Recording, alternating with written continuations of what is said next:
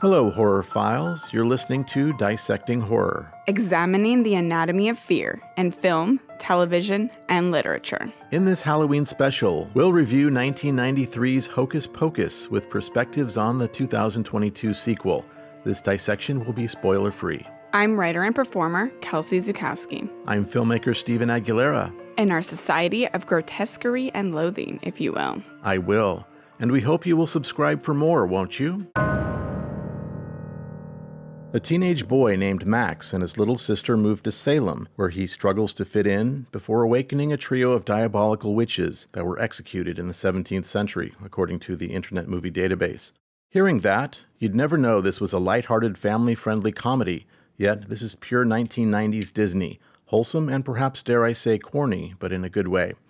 It's pretty goofy, though endearing at the same time. It's charming and twisted, with its share of genuinely funny and heartwarming moments. Hocus Pocus has been synonymous with Halloween for me for as long as I can remember. It perfectly blends the infectious childlike wonder of the wickedly fantastical while diving into the darker roots and ethereal power of the holiday, showcasing the resurrected creatures who utilize the veil of the living and the dead being at its thinnest, shattering the perceived safety net of modern-day Halloween, full of spooky festivities, treats, and make-believe. I've watched this film at least once a year, if not more, since it came out in 1993. As a first-comer to the witchy wonder, what was your experience like? I would say I was much more surprised in a good way than anticipated. I thought it was going to be more of a feminist sort of a like sisterhood kind of a thing that would not appeal to my more manly demographic. Okay. But it was actually quite neutral and a fun film for the whole family. Like anybody could enjoy this. And I wasn't bored at any point. I wasn't annoyed at any point. I wasn't checking the time every few minutes. And all those in themselves are thumbs ups for me and very rare because I tend to have a very short attention span and not really a short fuse, but a low tolerance level for things that just aren't working. And this worked for me. Great. Awesome. On last year's Halloween special, we discussed the missed opportunity for many horror films, not just setting a film on Halloween as an inconsequential backdrop, but truly representing and exploring the inherent darkness and delights of the macabre holiday. For many horror fans, Halloween was an early safe space that sparked and guided us on our fascination with what lied in the shadows and invited us to celebrate that, even if through the facade of mass decorations and lighthearted treats and fun. While of course this is more spooky light, as I like to call it, the film dives into the varying complex spirit of Halloween from many different perspectives, evolving over time while never truly losing its pagan roots. Additionally, its Halloween setting offers great significance beyond the aesthetic and fun vibes. It is only on All Hallows Eve night the Sanderson sisters can come back, tying into the significance and power the night has always had for witches, and the connections mortals have found with the dead on this night. After all, Halloween originated from Celtic pagan holiday Samhain, also known as the Witches' Sabbath, a night to welcome in new harvest and honor the dark season. Irish and Scottish pagan cultures also dressed up in costumes, singing to the dead and leaving cakes as an offering in the days just before Samhain, along with a tradition of pranks and mischief that were blamed on fairies, sounding quite similar to even our modern-day practice of trick-or-treating. So really, A Witch's Story is the most fitting way to honor Halloween's roots while depicting what it has transcended to in modern-day culture, among a battle of wits and power. This film even contains a musical number, and in a film that could easily get away with stretching things to include a spontaneous outburst of song and dance, it surprisingly manages to originate this in a realistic way without feeling contrived. This impressed me, and I hate both singing and dancing, and fun. Wow. It's a bold, some people really don't like musicals or it seems inorganic to them, but I rarely hear people say they just don't like singing and dancing at all. The fun part doesn't surprise you, but yeah, I liked Grease, and I think there was one or two others, like maybe The Wizard of Oz or something, but I haven't really exposed myself to much in that realm because I'm a man, and I'm heterosexual, and we don't tend to go for these sorts of things. You don't appreciate expression? It's not in our genes. I'm sorry. I don't know if that's true, but okay. Sorry, not sorry. We all have our own preferences. Wasn't there? I liked Nightmare Before Christmas. That was a musical in a way. So, maybe I'm not that way at all. Maybe I take back everything I just said. Need more macabre musical numbers. Yeah, it depends on the context and how old I was or whatever. There's a lot of different factors. So I'm not going to just categorically deny an entire genre because of a preconceived notion about stereotypes and manliness. All right. Speaking of, in the Halloween dance scene, did you feel the party was literally possessed to dance all night until the Sanderson spell ended? That, just a short span of 2 hours would have killed me because I don't like going to dances. I hated that in high school and all the rest of it. But to be condemned to do that until you literally drop dead is probably one of the worst ways to perish, in my view. And you do forget about that. Oh, they're probably still dancing right now until they show that little clip near the credits. So I guess more specifically, did you think they were literally possessed or? Yeah, I don't know. That never connected for me until recently, I think. I think it never truly dawned on me in 30-some years of watching this film, but I always thought the adults of the town were all just living their best spooky life and feeding off all the intoxicating endorphins of dance and Halloween. I feel like in the film sequel and there's a book adaptation where it's the mindset, I think, and intent is a little bit more clear. We will hold off a little bit getting too much into the sequel so far, but it's definitely more clear. I think they even say literally dance until you die. So I don't know. I guess for me, maybe because watching it initially as a kid and it just didn't dawn on me. So then in rewatches, it just didn't dawn. But yeah, for the longest time, I'm just like, wow, they're just really embracing and just so consumed with this Halloween party. I get it. It looks like a lot of fun, but yeah, I don't think it connected that they were literally under a spell. No, I caught that the very first time. That surprises me for somebody who's seen the movie so many times, every single year, that would never dawn on you. But I have no words on that. There was nothing in their eyes, not any glazing over or entranced. And then yes, we know that there's a little bit of a nature of, it seemed like more, I guess in the first film, it seemed to me more the children they were able to put under their spell through this. And yes, in that dancing, they are saying, cover your ears, don't listen. But I guess I never saw that moment of oh, they're basically zombies under their control now. Well, I didn't see them as possessed. I just thought they were under a spell. Mm-hmm. And they're being basically ordered through magic to do that and were unaware of what was happening, being under hypnosis or something. But yeah. Clearly the Sanderson sisters just wanted them to be happy because dancing creates happy endorphins. No. Despite its 1993 release and near-classic status, for whatever reason, I never saw the film until just last week. Despite its absence from my youth, it still unwittingly manages strong feelings of nostalgia by virtue of its unmistakable 1990s vibe, perhaps not unlike other works of that era, including the Addams Family films and those of Tim Burton.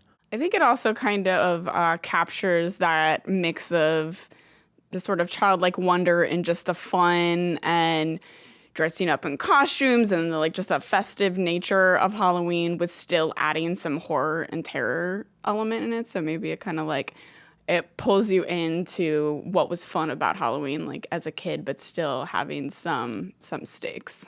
It marries very well the macabre with the childhood fun that is Halloween in a movie that takes place on Halloween.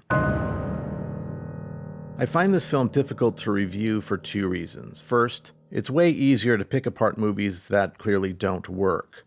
Though certainly not devoid of issues, this film is wholly successful at what it sets out to achieve. Secondly, where I do come upon a critique, I feel like a douchebag for bashing such an enjoyable and whimsical piece. One must consider that this is intended to be silly and for kids, and so should not bear the bloodbath level of scrutiny I would normally unleash. All that to say, I liked it. I've always been a fan of the fish out of water, old world meets the modern world brand of comedy, especially when powered by a supernatural spark point as we get here. There's a certain marvel among the humor, viewing something so familiar to our world with the eyes of an outsider, seeing something they only know how to comprehend in the lens of a long-forgotten world. Hocus Pocus handles this masterfully with great cleverness and tongue-in-cheek fun. In fact, considering I first watched this film when I was 4, it might even be where my fondness for the niche style of comedy originated. I also feel like this comedy is something that hit and connected as I continued to watch this film into adulthood, and a major driving force for making it such a rewatchable gem. Indeed, the writers here took full advantage of any fish-out-of-water opportunities, a high point of the comedy, with these 1600s witches confusing mundane modern things with their outdated and macabre sensibilities. The cast nails the balance of going big and having fun with their roles, while still giving us dynamic, nuanced, largely realistic characters, where they could have easily been so over-the-top comedic that it became cheesy, one-note, and unrealistic. Really, so many moments almost should read as over-the-top, but with the writing, cast, direction, and tone coming together, it just works. There are so many standouts here, both individually and in the dynamics of the actors working off one another. But no question, the Sanderson sisters alone make this film as iconic and memorable as it is. Our witches are starred by Bette Midler, Kathy Najimy, as well as Sarah Jessica Parker years before Sex and the City, playing a more goofy slapstick role. And by the way, I've never seen a set of false teeth fit so perfectly and add so much to a character as with Bette Midler here. And though she does not play a witch in the film, the actress who plays Danny, the little girl, struck me as coincidentally having the most perfect, real-life witch-sounding name, Thora Birch. Doesn't that just give off total witch vibes? Thora Birch? Yeah, definitely wand lore made of birch trees. Yeah, I think it has a very woodsy witch sort of feel. It's like a name J.K. Rowling would have come up for a character. Oh, yeah, definitely. Thora Birch is a delight here, and a great representation of the childlike fascination of witches and Halloween thrills, while still having ample fear among her guts, sass, and nerve. She also gives us some of the best tender humanity, especially with her relationship with Thackeray Binks, one of the more endearing relationships of the film. The teenage love interest, Allison, played by Vanessa Shaw, struck me as a dead ringer for a young Hilary Swank. I can see that. Bette Midler offers such a fun-filled intensity to Winifred, bringing the right amount of sinister and cheeky snark with dashes of vulnerability and melodrama, making her an electrifying and vivacious villain. Sarah Sanderson is easily Sarah Jessica Parker's best role in performance. Every second she's on the screen, you can't help but revel in how glorious she is, losing herself in the character and clearly having the time of her life with it. She's playful, flirty, wonderfully unaware, and exuberant in such a lovable way. Kathy Najimy as Mary Sanderson offers the perfect quirky matter-of-fact touch. Largely, she is there to be the supportive sister, but there is a hunger and gleeful deviousness in her that powers even the smallest reactions. Of course, Doug Jones, in this and every role he touches, is well worth celebrating, and the film greatly benefits from his performance here. His creature work is truly one of a kind. He nails the jagged, foreign, stiff moments of a misunderstood, living zombie unearthed perfectly, but furthermore, he adds the subtle humanity and fire that makes the character so memorable. For a scene with the cordial man dressed as the devil passing out candy and his wife, we are treated with uncredited cameos by Gary Marshall and Penny Marshall, who uncomfortably enough were brother and sister in real life. Gary Marshall started his career writing for The Lucy Show and The Dick Van Dyke Show before developing other classics like The Odd Couple, Happy Days, Laverne and Shirley, Mork and Mindy, and countless other shows and films. Penny Marshall played Laverne in Laverne and Shirley and went on to direct Big with Tom Hanks and A League of Their Own, also with Hanks. Yeah, it's kind of crazy they were uncredited. But yeah, definitely a very fun scene that just works really well. And last but not least, this film features some of the best cat acting, or cacting, if you will, I've ever seen. I have no idea how they got such precise and perfectly cued performances out of what are widely understood to be the dicks of the animal kingdom, but it was Academy Award worthy, or Academy Award worthy, if you will. Largely filmed in Salem and the surrounding area, the film never ceases to capture my wanderlust as it brings us into the picturesque Halloween haven of Salem. The quaint, largely preserved historic village represents witchcraft, its history, and a true embracing of Halloween and all things spooky. The bright, crisp, colorful orange and red fall foliage among the utter celebration of Halloween brings the spirit alive, no matter where or when you are watching. I particularly love just how enthusiastic, immersed, and prideful the whole town is. Even high school students in class who normally would be far less attentive are very invested in the Sanderson history and the legacy of Halloween. While there are some interiors done on sound stages as well as the occasional California-based location, the vast majority of scenes were filmed in Salem and offer their own history beyond the film, many which are still there.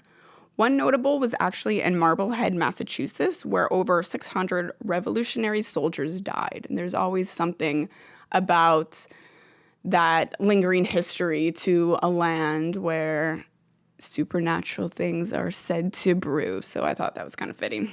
You can't buy that kind of production value if it's actually there. It's like when we did The Innkeepers, they shot it in an actual inn that was supposedly haunted and had all this history, and they didn't have to make any of it because it was the set was just there. It was real. So I appreciate that sort of a touch. And I was curious if that was actually shot there or not, and you just answered my question. Yeah, the vast majority of the locations, the Denison's house, Allison's house, the old Salem town hall where they have the dance, the high school. Let me see. Then kind of the outdoor park scenes, and that kind of outdoor area was, with probably a few modern touches, but overall was fairly as is since the 1700s. Well, I was watching Halloween, John Carpenter's, the other night, and it was shot in Southern California. You can tell there's palm trees in the distance, but it's supposed to be where, Midwest or something?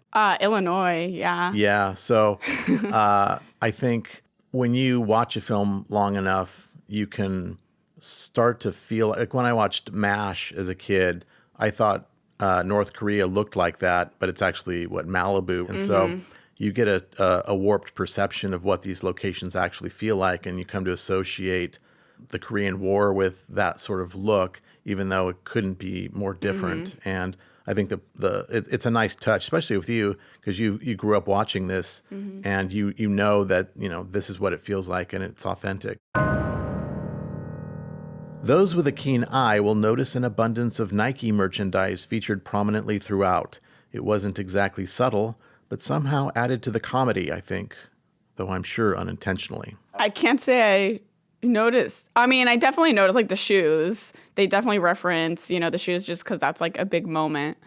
But I don't know if I ever watched it being wow, someone was really into Nike when making this. You cannot unsee it once I pointed it out to you, because once I noticed it, I watched the film twice, and the second time I would see these Nike logos just in the bedroom prominently just right there. I'm like, you see that a lot with Coca-Cola. If that's what it took to get this movie made, hey, no problem with it.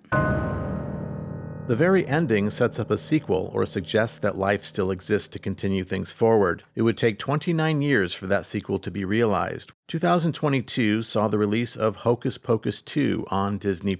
When I first watched Hocus Pocus 2, I had heard pretty poor audience responses. I waited until Halloween night to watch it and did so with low expectations, but I was hoping at least for some fun and to be able to enjoy the Sinister Sisters in action again. I was pleasantly surprised and rather loved it, feeling it hit all the right notes you would expect while bridging into something new. Revisiting it several times now and being aware of opinions less favorable than mine, I can see how it is a little bit more silly and overall not quite as dark or smart as the original. But I think all in all, the comedy, heart, and gothic flair are still there, just given a wider lens, offering for the chance for characters old and new to evolve. I didn't hate it. It wasn't obviously and immediately horrible to me. I do feel it lacked the easy, natural charm and wit of the first one. I quite liked the first 12 and a half minutes, especially with the witch trio back in the 1600s as little girls. However, they are set up here as basically good but misunderstood, while this doesn't really display itself or pay off later much in their older selves. It does serve to add some rooting interest for the witches at least, the adult versions, though, not appearing until 28 minutes in. The 1663 setting digs a little more into the early hysteria, religious fears, and misunderstood nature of witches, encouraging choice and empowerment without rewriting the Sandersons and their survivalist, self-involved, predatory actions. I also loved how it tackled modern-day Salem and New Age magic, both the real connective affirmations of making your own magic and the tourist baiting theatrics with elements of history and fiction interwoven. As much as I loved how pro-Halloween and occult everyone was in the original Hocus Pocus, even in a town like Salem, it was a little bit more realistic for there to be skeptics and high schoolers who were indifferent or even those who thought the occult was weird and unsettling. Even with this, it also showcases different types, those who pull magic and intent from the earth and those who pull it from the devil, representing the old and the new, the light and the dark. And so it depicts a wider lens of witchcraft, showing that it isn't inherently dark like many of the stereotypes still hold. I think the biggest issue many had with this film is the ending with the sisters realizing the value of their bonds was more important than personal gain or power.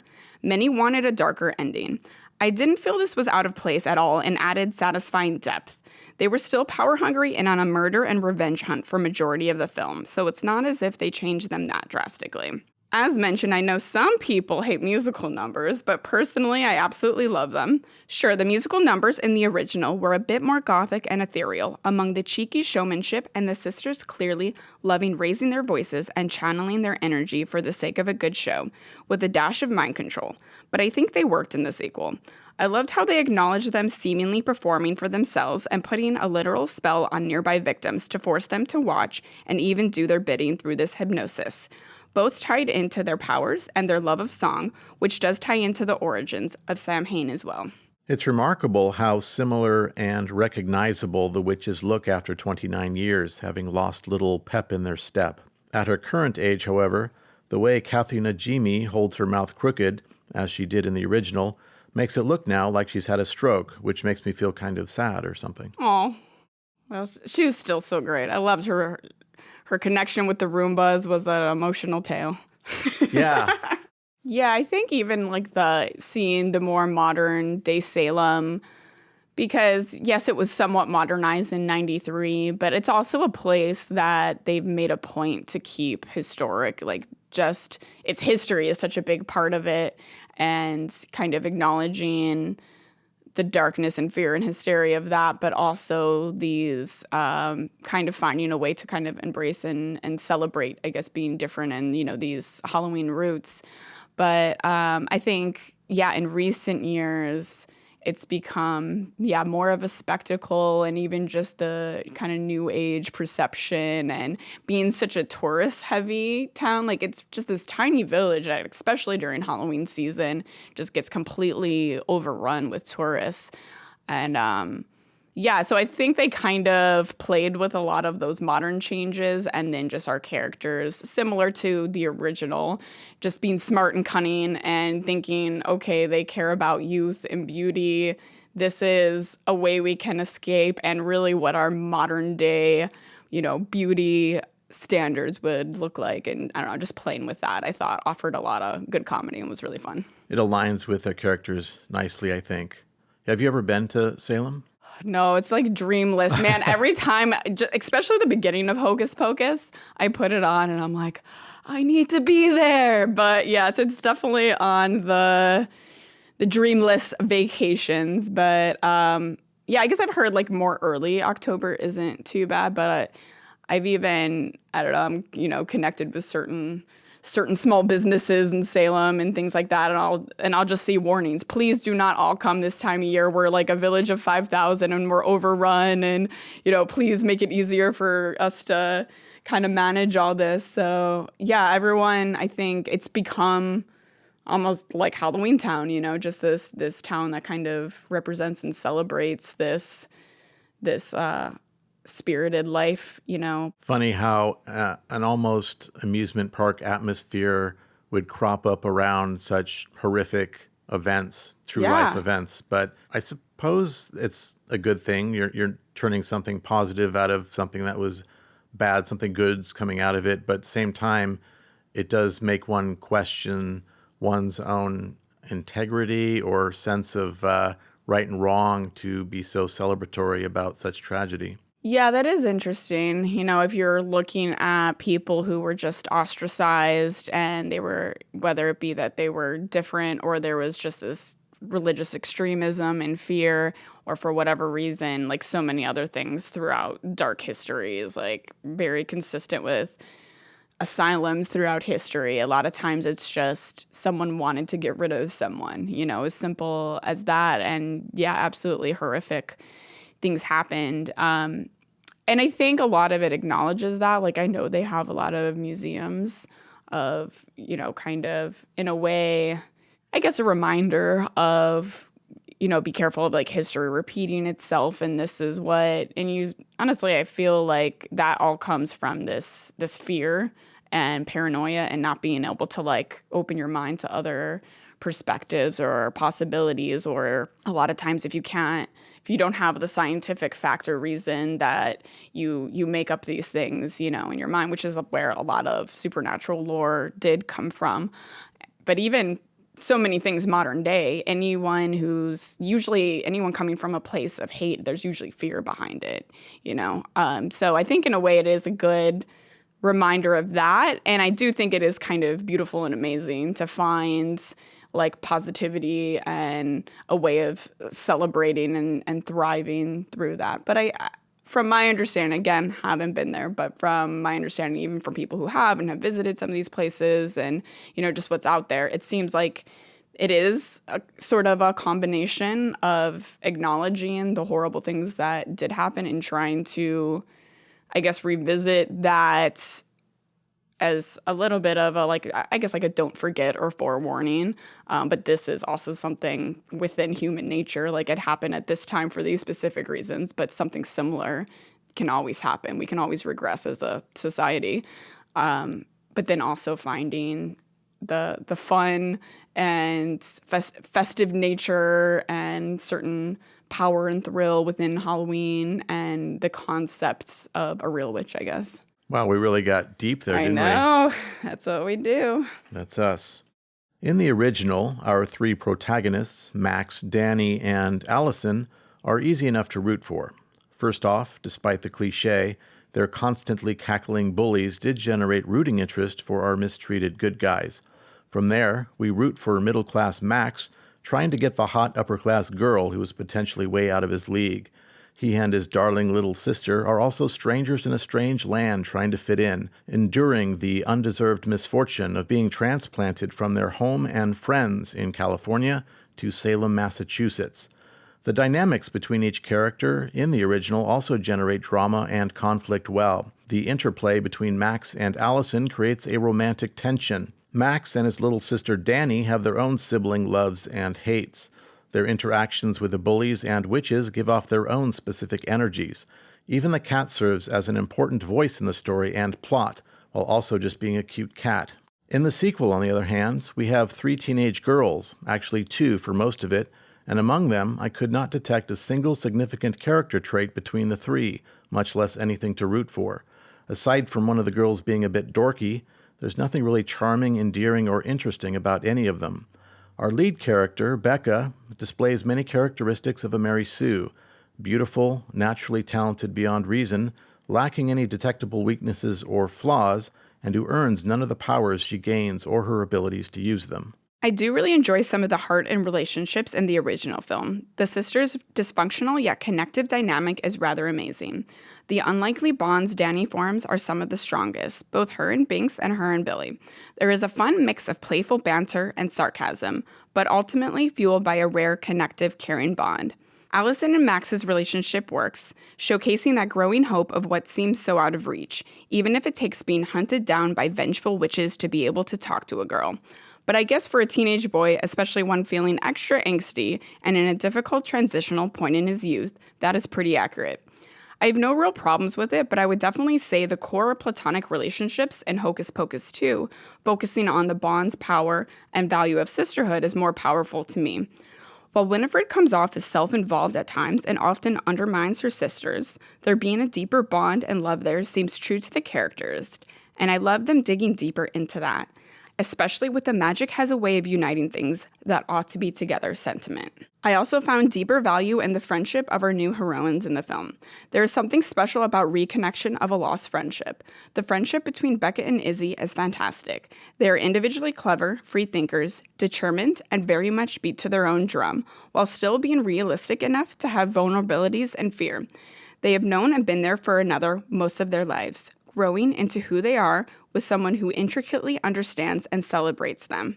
I rewatched Hocus Pocus 2 twice prior to this podcast, the first time being with a friend who had a lot of issues with the film, to say the least, liking it much less than I did. But one gripe was that he found the romance in the first film better than the friendship between our leads here. I can appreciate a powerful, poetic, well-crafted romance, and like I said, I think it worked well enough in the first film. But for me, a teenage crush, seemingly just based on looks, with the possibility of something more, among two very different people who may or may not be compatible long-term compared to a decade-long friendship of deep acceptance, celebration, laughing, learning, and bonding, doesn't compare. I think the sisterhood aspect will appeal more to women. I know you said that was something you were fearing with the first film and was happy it wasn't there. But I would feel the same if it was an affirming friendship bond around unique, outcast, largely misunderstood males too. Romance and even the hope and excitement of its possibility has its appeal and value, but I actually rarely think it's more valid than other types of relationships. Now, you're a bit of a romantic comedy fan, so how did the two vary for you? As much as I liked the tension caused in the first film, I don't know if you want to call it sexual tension, but I'm calling it romantic tension between Allison and Max, it was a bit on the cheesy side to me, but it worked. Mm-hmm. It was almost a device just to make you root for him and keep the tension going along. So in that regard, it was consistent with the rest of the feel of the film, which was a bit lighthearted and you don't take it too seriously. You mentioned earlier about people being perhaps disillusioned with the sequel because the ending wasn't dark and dealt more with, I got to be careful about not spoiling anything, but it's more like the sisterhood aspect, the warm-heartedness there. That was my favorite part of the film, frankly, and I really loved that sort of literal sisterhood in that sense. So I'm okay with emotional relationships and feel personally that the characters and their relationships are the foundation to any good story, even if it's Star Wars or something, it's got special effects, or any kind of film which has perhaps even as its genre, Harry Potter or something, that's got in its forefront more of a environmental or world building sort of a fantastical nature. You got to have good characters and people who play off each other very well. And that aspect in the ending is really what saved the film for me. But I didn't feel that at all with the new trio of teenage protagonists. I felt nothing for them, but maybe mild irritation. They, in my mind, were the one thing that really dragged the film. I feel like the witches, because they were written by someone else a long time ago who wrote them right, they were able to bring those characteristics, those character traits forward into this film, and it was able to stand on those legs. But everything else that was newly introduced in the film that wasn't already pre-established, even the concept of that fish out of water scenario for the witches in modern era, nothing else really struck a chord for me. And it might just be down to a guy thing versus a female thing. I don't know. But I think if it worked, it should have worked universally. And it felt a bit flat for me. Yeah, I think I could see with the estranged friend, because we're spending less time with her and it's less from her perspective until it's kind of at the end and coming back into with her friends and fighting the witches, and there's just all these other bigger things going on. So I could see what you're saying about her, because we detect less elements of who she really is. What does she care about? What are her traits? I felt like I had a pretty good sense of Becca and Izzy, and again, it might have just been, I feel like they're probably fairly similar to me and just like how I am as a person. So it might have just been like, anytime there's, I guess, outcasts or just kind of, unique in their own world, sort of, not necessarily total, I guess somewhat underdog characters, but, not, I guess, against the norm, kind of, they have their own way and their own path, and, just the ethereal, weird, eccentric spirit girls, like, and guys too, like the movie Paranorman. Absolutely love that movie, and he's totally that character type too. So I tend to just relate to the outcasts, but I also thought that they were smart and capable, and they had fears and vulnerabilities, so they weren't just like sort of these relentless, like, okay, we're ready for this. Like, it was still kind of alarming, but I think they handled it in kind of like a smart way while still kind of like honoring their unique personalities. But again, I think characters, I agree, are a huge part. There can be, films or stories as a whole where, okay, there's something like the atmosphere, the story, the themes, there's just enough other really compelling things that draw you in. But more often than not, if there's not at least a couple characters that are either like intriguing or interesting to you, even if you don't necessarily have to personally like really like them as a person, but if they're not at least interesting or connective to you in some way, then yeah, it's really easy to check out and not care about what's happening, which is definitely not a great recipe for a connective film. After immediately watching the sequel after the original, it is remarkable to witness how much filmmaking has advanced as far as image resolution, standards for costumes, props, sets, and of course visual effects in 29 years, especially for a straight-to-streaming production. Despite that, I do find the modern result less gritty and more sterile somehow. The excessive use of CGI lends to a more artificial and less immersive experience, which feels more disappointing. I think one of the things that made the original feel so magical was its use of practical effects with minimal CGI, which was in its early days back then. It makes the magic we see feel more like classic animation, or in some way grounded in reality. And I swear they made Bette Midler's teeth in the sequel smaller and less prominent, and thus less effective, which bugged me. Yeah, it's lame. I think definitely the newer film has a little bit more of like a glossy, artificial look. I would say I liked the overall style. I was still kind of like enchanted and taken in this kind of mixture of old world and new world. But yeah, no question. I think the original has more of a gritty rawness to it. And yeah, I guess feels like maybe like a little more authentic. And I'm always for more practical effects. Again, use the CGI effects when you need to, only to enhance what's there. I can't say like there was anything like super distracting, but yeah, I would say overall it looked more Disney artificial, kind of like I was kind of almost reminds me a little bit of the show Once Upon a Time, which I really liked. But honestly, the CGI was like I'm like literally nothing in this world looks real. I still was engrossed and liked the show, but it was kind of like that style where the more, I guess, like CGI and artificial it looks, it can get to a point where, okay, this is cool that this is capable, but it actually makes it seem less fantastical and true to this world and these ethereal beings that you're trying to create. More like stage sets, sound stages, that sort of thing. Do you know if they shot the sequel in Salem as well? Not 100% sure. I think at least part of it. I'm not sure if it was like as large of a portion. Before the movie sequel, there was a book retelling of the original film with a bonus next generation story, focusing on Max and Allison's daughter and the daughter of Jay Taylor, the bully-turned witch captive from the original film. It's a worthwhile, alternate, bigger view for the fans of the film, especially in offering perspectives and just a little more meat to moments we had before, adding more context. One of these moments was having Winifred's inner and spoken monologue during the Halloween dance of '93, offering more clarity, intent, and an inner look. There's also more insight from Max, especially leading up to him pursuing Allison and why he lights the black flame candle. He isn't one note or unlikable in the film, but for me, this context added a lot more dimension to him and showcased how we don't always say or portray what we are thinking or immediately reveal what lies within our heart and character. Jay's perspective as an adult, I think, adds another alternate perspective that's valuable. He was a misguided bully, but he was also left there for dead with no acknowledgement even as the years went on, having to live through the ridicule and misconceptions the rest of the town had about that night.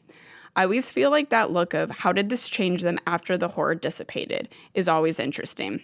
The sequel story in the book has its merits and bigger perspective, but I think overall the film sequel does a better job at drawing parallels and honoring the tone, characters, and the world of the original, while still adding fresh characters and relationship dynamics in an even more changed world. I do want to acknowledge the jubilant and fantastical music of John Debney, who incidentally scored one of my favorite Christmas films, Elf, with Will Ferrell. In addition to the first Hocus Pocus, he returned 29 years later to score the sequel. On Rotten Tomatoes, Hocus Pocus garnered a low 40% critic score, but a respectable 72% audience score. Hocus Pocus 2 achieved nearly the reverse, a higher 65% critic score, but much lower 47% audience score. Hocus Pocus 3 has been confirmed to be in development, slated for Disney+, with a release date as of yet unknown. 30 years and many viewings later, Hocus Pocus stands strong as an homage to All Hallows Eve of the old and new world, hitting the right balance of clever, comedic flair, enticing thrills and chills, and compelling dynamic heroes and villains. For many like myself, the film first hit as a nostalgic childhood favorite, but has turned into a forever Halloween staple that continues to work. What is a memorable non-candy Halloween item you received while trick-or-treating? Ooh, I have like a really bad one. Oh, okay. A little box of raisins. Now, raisins for me are the thing which poison any delicious baked treat, like a chocolate chip cookie. Yeah. Like, why would you fuck it up by putting raisins? Like a very like grandma thing to do. Yeah. Like before they made candy in her day, raisins were the candy. Uh-huh. And so to find a little box of Sun-made raisins, which I'm sure the good intentions behind them by whatever mom, I think they need to be a little healthy. All this sugar. it was well-meaning.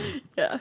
But yeah, that's the bitter disappointment. I mean, I never had fruit. Nobody ever gave me fruit when I was trick-or-treating. I didn't grow up in a particularly creative or upbeat sort of neighborhood. So I don't think I really got anything in that regard. Just like a random one I had one time. I think like they were just out of candy, to be honest, and they gave us frozen waffles from the freezer. That was kind of just like a random, like, okay, that's good too. Wow. I like that. You don't know whether to be thankful or offended or just puzzled. That's just straight up funny. Yeah. Now, Kels, are there any lines that should not be crossed when it comes to celebrating or decorating for Halloween? What would be taking things too far? I think the only thing for me, I'm very big on honoring the dead, especially like recently dead, and if it's like a specific person depiction. So I think something where someone recently died and making, like, I probably wouldn't even do like a zombie version if it's like a real person, and especially if there was something like tragic, you know, that happened that in their death.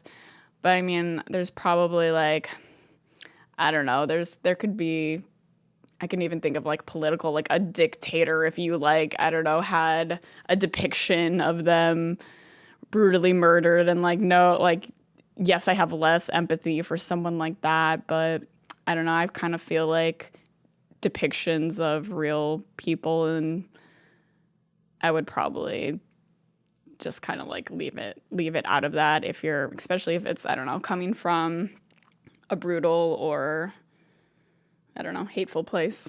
Yeah, it would be in poor taste. I remember after Steve Irwin, the crocodile hunter, died 20-something years ago, Bill Maher dressed as him for a party with a stingray barb coming out of his chest. I'm like, Yeah. oh, that was really not okay. Yeah. And I remember there was a TikTok I watched, I think last week, where there was a mother who was complaining, and I kind of see where she's coming from, but she's saying how houses are decorated a bit too far, too much gore and death and blood and guts, and, you know, their children in the neighborhood. And she was worried that it would upset her kids who are, you know, in the vicinity of that. And I guess I can see that. You don't necessarily need to go so far that you're being so graphic and offensive. But personally, I would revel in any such Yeah. decorations and whatnot. And I can't think of much beyond that dead person topic we just covered that would really be crossing the line for me anyway. Yeah, I definitely agree. I mean, I don't know, it's just like more censorship. And yeah, I agree. You don't need to have something like extremely graphic, like body horror level intestines kind of being ripped out and, decomposing body beyond just like, your classic zombie or something like that. So yeah, you can be a little mindful, but there's also, I've definitely heard of things that were like pretty much just good spirited, maybe a little spooky, sinister Halloween decorations, but like nothing even really that gory or graphic where, I think there's a lot of the mentality from some people, mostly for religious kind of viewpoints of like, this is demonic and you're, just kind of making it something that it isn't, yeah, so definitely unless it's something just very insensitive and not the right timing and all that, yeah, decorate to the fullest extent of your spooky heart. The over commercialization of Christmas is annoying to many. Do you think the same could be said of Halloween, Kelsey? No, not, well, I mean, I just want as much Halloween for as long as I can possibly get it. So if it's like profitable to businesses to have Halloween stuff for like launch their Halloween line in like July or August, I'm not mad at that. Also because by like October, you get places like Michael's that I recently visited their Halloween aisle and 60% off, and it was like early October. So it's like they're already trying to get rid of it to make room for Christmas, which is perfect for me because most of my rooms in my apartment have a specific spooky themed year round. Like my kitchen is mostly witch focused and kind of classic Halloween vibes to an extent. So like when Spirit Halloween has their big sale, I actually have a Hocus Pocus like decor and old witch bottles and things like that, and some of these are like higher, like look to be higher quality. So I mean, I just really want as much Halloween as I can possibly get. So yeah, there is an element of over commercializing, and I think even with even in the 1993 Hocus Pocus, like I like their kind of focus on that, where first they just think, oh, this is literally like a goblin and a little witch kind of running around, and then even when they dawn on they've like what have they done to our holiday, like now it's just about frolicking and getting candy. And I love like even the reactions of their like, well, it's just chocolate, what would I want that for? And I don't know, just kind of, so in a way there is an element of, not always, but in some aspects, getting away from maybe kind of the darker roots and even just this kind of connection of the living and the dead, and just this night where this ethereal kind of connection and magic can happen.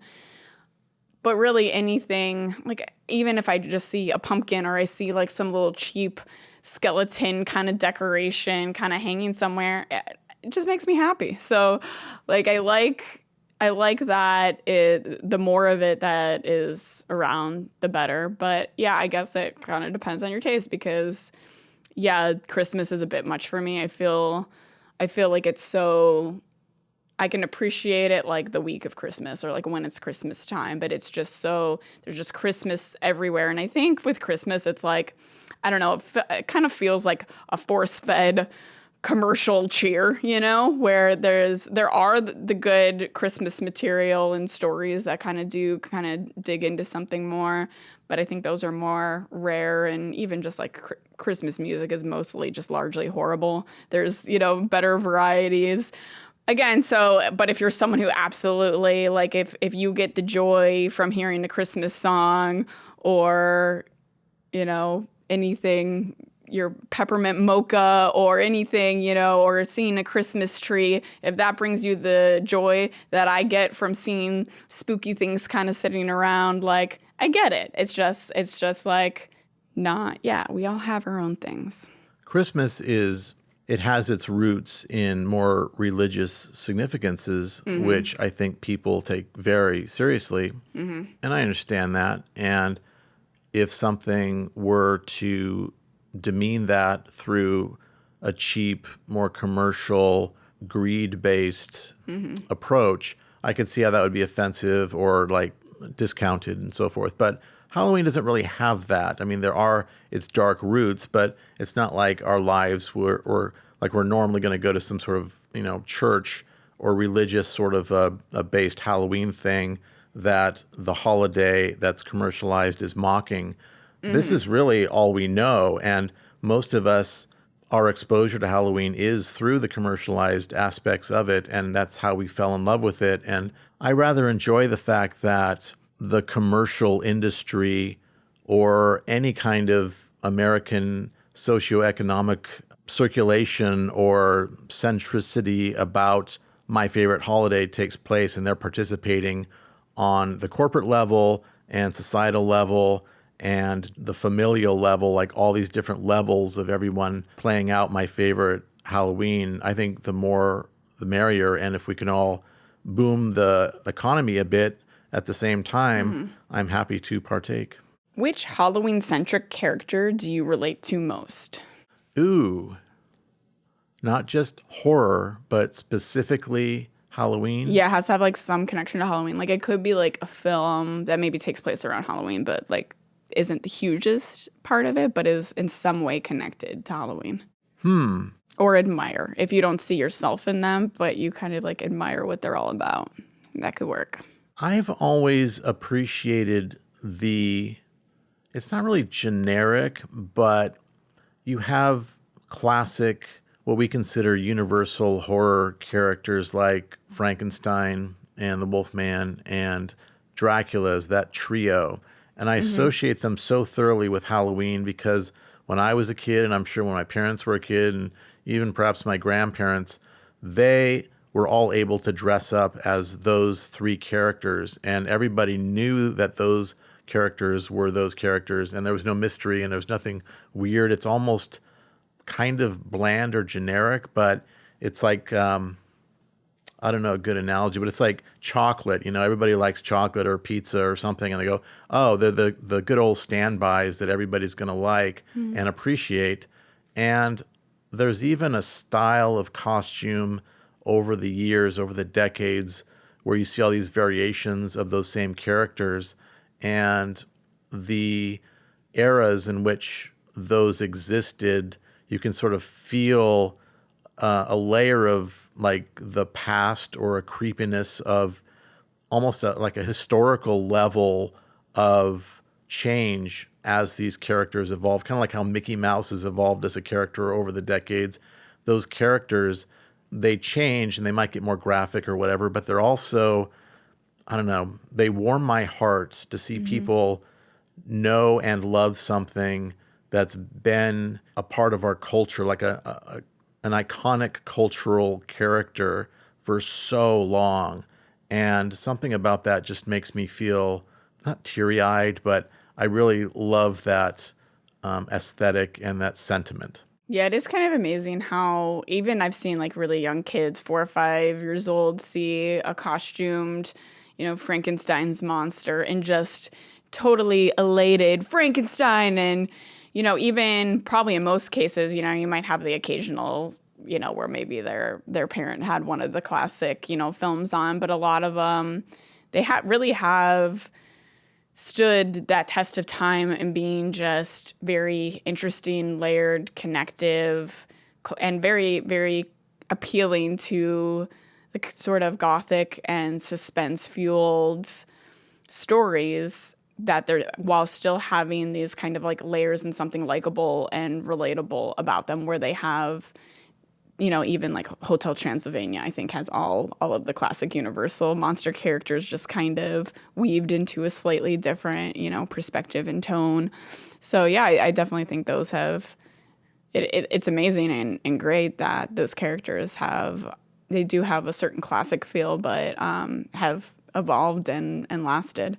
So which one specifically would you say you're like, this is the one I really feel that connection with most? I'm going to say Frankenstein, and I acknowledge that none of those three characters are intrinsically Halloween-based, but I think they've transcended whatever their original characters and settings were into embodying Halloween for me to the point where you can't have Halloween without those characters. And it is interesting how you can show any of those to a 4-year-old, and I'm sure they haven't watched the originals, but it's just omnipresent, or through osmosis, they're somehow in their short spans of lives able to pick up on specifically who those characters are. That's interesting. Yeah. In our last Halloween special, you mentioned the very worthy dream home ambitions, fitting for a haunted house and horror lover. What are a few essential things that macabre crypts could contain? I actually had this little fantasy a couple days ago. I was thinking about if I could, let's say, reconstruct the facade of my dream home to look like the Psycho House or something iconic. And then I thought, do I really want people slowing down and taking pictures of my house? I grew up in a house that my dad built that was a dome. So it was a wood house, but it was a dome house. And it was so out of context for any other house anybody had ever seen in my neighborhood or in most people's lives.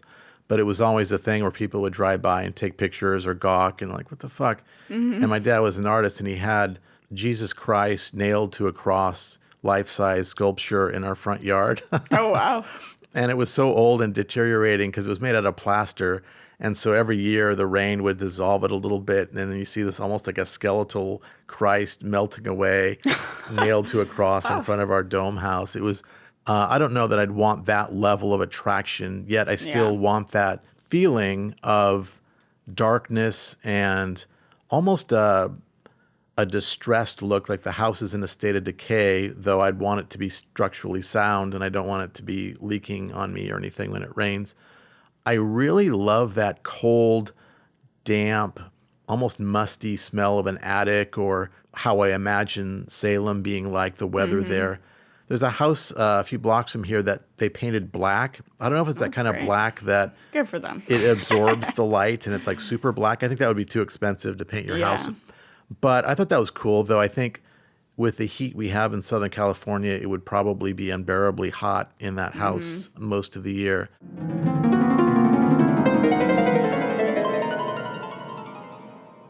Hello, horror files. You're listening to Dissecting Horror.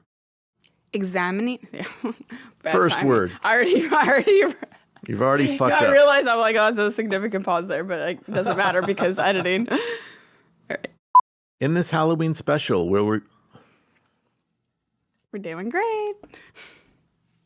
In this Halloween special, we'll review 1990s through. We're fucked. You got this. Despite its 1993 release and near classic status is one more annoying than the other. Somebody I've heard recently say process versus process, and it just kept annoying the shit out of me. Let's move on. Despite its 1993 release and near classic status, for whatever reason, I never saw the film until just last week. Despite its absence from my youth,